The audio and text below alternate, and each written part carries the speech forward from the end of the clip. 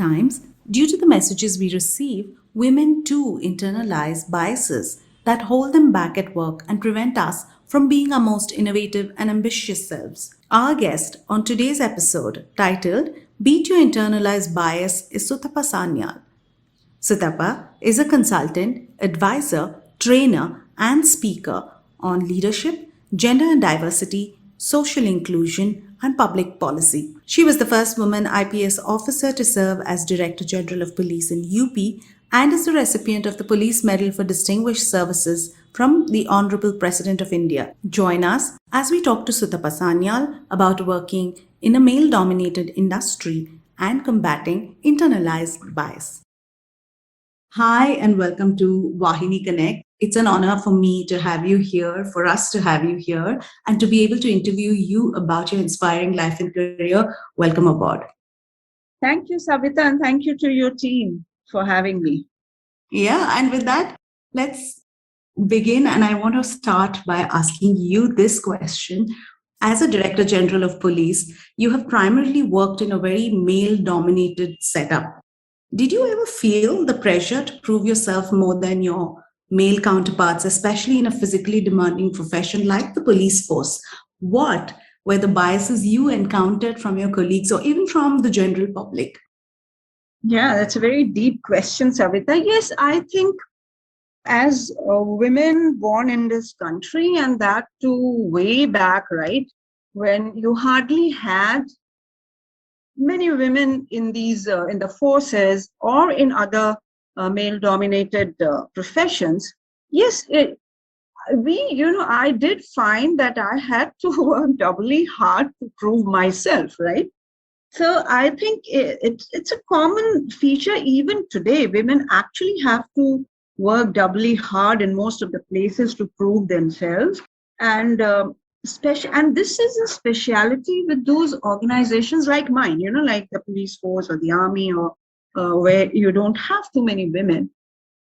Because, I didn't used to understand. And then, gradually, when you do some self-talk, you come to understand that, well, you start seeing from the other person's point of view, not to say that you should always keep seeing and justifying the other person's view, but then, at some point of time, I did realize that, look, even the officers, my seniors, or the police force itself, they didn't have too many templates to judge me against, right? So, yes, so I don't know what they expected of me, but somehow I felt that I had to work doubly hard to prove to everybody around me in the force, especially to my seniors and to my colleagues, that, look, I have undergone the same training as any of you has, right? And I've also been subjected to the same kind of pressures as you would have been in the police academy. But I somehow find myself that I have to need to prove myself all the time. So it's okay.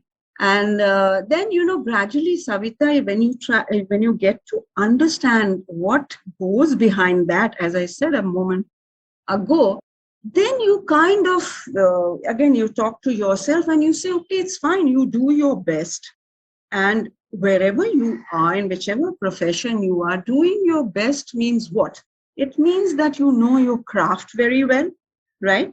And you respect others, so that eventually they understand that, okay, no, whatever we are trying to judge her against, she's doing it pretty well. And then gradually that thing wears off and you kind of become your natural self.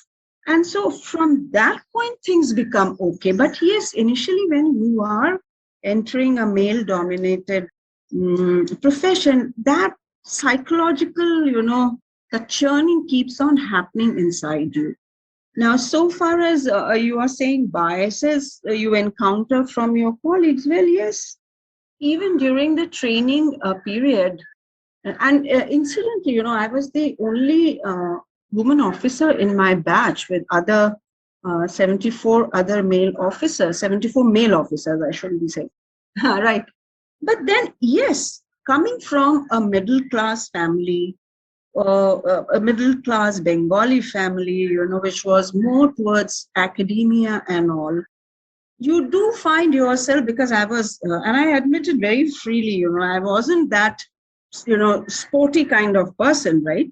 I wasn't into too many sports. I mean, in those days, girls were kind of not encouraged also. And so academia, music, gardening, these were my forte, right? So that wasn't, the physical training part was very difficult. I, of course, fell short of all the standards that were set for my colleagues.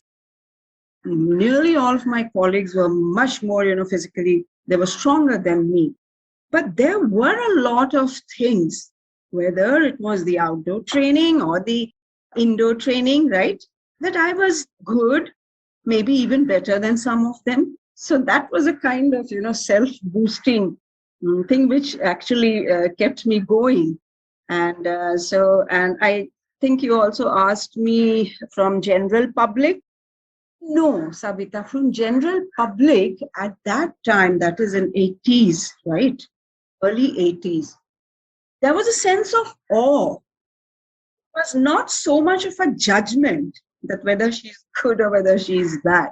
That judgment came from inside the department, right? Because the public wouldn't know. They would just see you and they would be in awe of you. They would come to see a woman in uniform. So all those things were there, but that judgment wasn't there. It was a state of, surprise that how are women coming into the police forces, which is male dominated. All those, biases and second guessings and all those things, they came from the people who were well versed in policing and who were males, yes. Moving on, and on the subject of biases, as women, we often face biases at work. How easy or difficult was it for you to express your concerns and challenges, considering you were one of the few women in the force? How did you deal with them, especially to your senior management, your senior reporting officers? How did you deal with them, and how can other women who are in similar positions learn from your experiences, which I'm sure holds true then and holds true today as well? It should be easier for women now, because they have a lot of mentors, they have role models. We didn't have many. We didn't have too many. And our senior officers didn't have too many templates to, to judge you against. So that gap would always be there during those days. And yes, I spoke of the biases. Then you realize that, okay, you are doing your job well. And if you are being fair to your subordinates, right? And if you are treating everybody equally, they accept you in a very big way. Too. They accept your leadership. And it's very surprising that your subordinates look at you as somebody who commands a lot of respect, because you have chosen a kind of a profession where there aren't too many women. And I'll tell you a very small incident that I really teared up that day. I was sitting in my office. I was SSP Kanpur. Kanpur is a place in UP, is a big district, right? So this elderly gentleman comes in towards the evening. It was around 6 or 7 o'clock. So he comes up and he told me something that my children stay abroad and I'm staying here alone. And then somebody was trying to grab his house or something. So, I just said that you've given an application. Here, an application. So I said, just give it to me. And so I just wrote on the margin, that's where we write the orders for the next person to look into it, inquire into it. And so he said, thank you. And then he went off. Then after 2-3 days, he again comes in and he sits there. So he says, I'm so grateful to you because of the intervention, police intervention, things have been set right. And then what he said, Savita, then he looked at me and he said, I wish I had a daughter like you. Now, that coming from a stranger whom I don't even know. And so, That was my moment when I thought that, look, people accept you. They don't care about whether you're a male or a female. If you deliver, right? Because what is our service at the end of the day? It's a service, delivery system. And what do you deliver? You deliver justice, right? So that is something which struck me, and I understood that no, people are not going to hold so much of bias against me. My department was holding biases against me because they were apprehensive that if we send her to a district posting, XYZ things will happen. But yes, if you do your work, if you know your craft, if you deliver justice and you do it in a fair, impartial manner, I think you'll be respected, you'll be accepted, you'll be respected. And that is what I did. Okay, so now let's flip to the other side. Okay, let's talk about internalized biases that we have absorbed. So, when we constantly face bias, do we tend to internalize some of the stereotypes people have about women? What were some things you unlearned or learned in this regard as an active police officer? It's like the tip of an iceberg. Beneath the waters is a huge lot of bias. And let me tell you, nobody, not even me, nobody is free from these biases. Only thing is how much you connect with yourself, how much you're able to look at your own thoughts and your actions as a bystander, right? That you will understand what biases you have.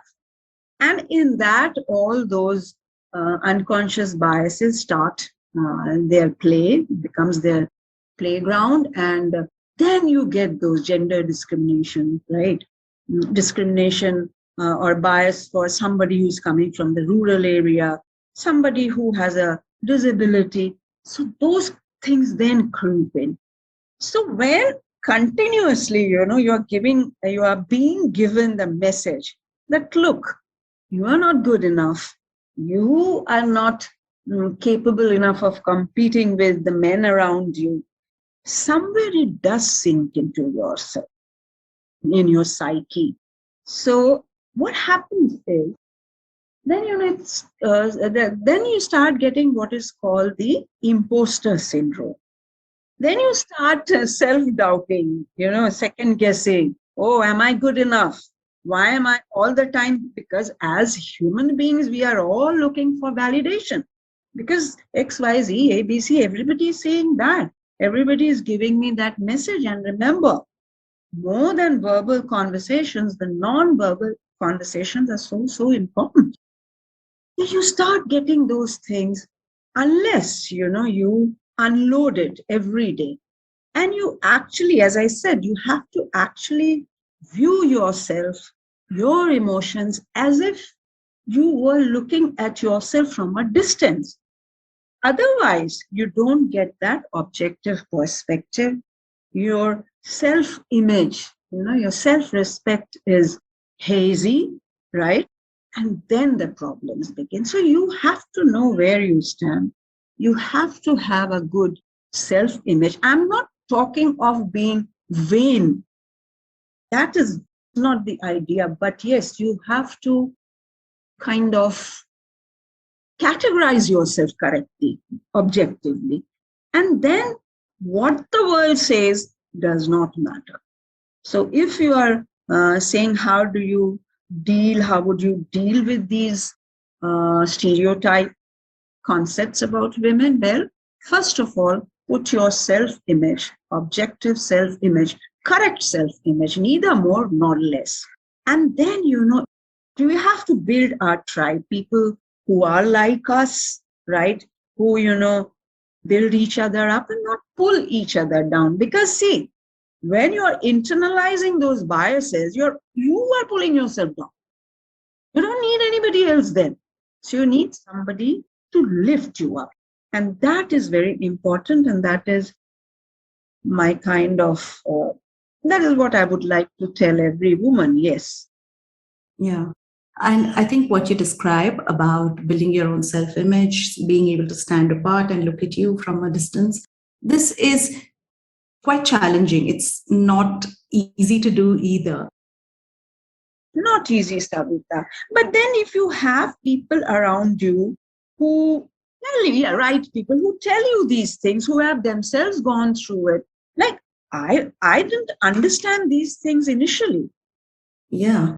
And on the same conversation about learning, unlearning, and being able to, identify where are certain places that you need to kind of evaluate, review. I want to ask you this question. Is there any space to admit to mistakes and failures, especially in the male dominated industry? If yes or no, how does a woman create the space to make mistakes and grow in her own eyes and in the eyes of others? Because women are held up to a different standard. Yeah, that is absolutely there. So I guess you'll have to create that space first. I think you have to understand yourself. You have to connect with yourself. Otherwise, you, as I said, you will be kind of taking in everybody's energies. And at the end of the day, it is a game of energy, right? So if your energies, if your core is stable, even if you make mistakes, you are not going to punish yourself, right? Because somewhere you've understood that as a human being, I will make mistakes just as everybody else is making mistakes. But I'm going to learn from my mistakes. I'm not going to repeat them. That is the differentiator, and that is the space you create. So, I'll tell you one other thing, Savita. Many people are very afraid of confident women. You know that? They're very much afraid. So once people see that you have your stuff sorted out, right? Most of them will lose interest in nitpicking. I'm telling you. So this is it. That's been my experience, right? So you have to find out a via media where you are not offensive and yet you are putting your foot down because you know what you're doing. So you have to be clear about your goal, your role, and then things become easy. The entire world falls into place. If you are sorted with yourself and you know that what you are doing and you have the best of intention, you're not doing anything out of some ulterior motive, then actually nothing else matters beyond a point. They just melt away. Okay, that's great words of wisdom from you. And with that, we come to the end of our interview. I appreciate you giving your time and sharing advice and your own learned experience with us. Thank you, Savita. Thank you to your team for having me. And stay safe, everybody. Until soon. Bye bye. Take care. Thank you for listening to this episode. Remember, we may not turn into change makers overnight, but all of us hold the power to lead small, incremental changes that can eventually make the world a more equal and fairer place. You can join the Accenture Vahini Network, a networking forum for women professionals enabled by Accenture. The link to join is in the description of this episode. Also, don't forget to send in your feedback and thoughts to us.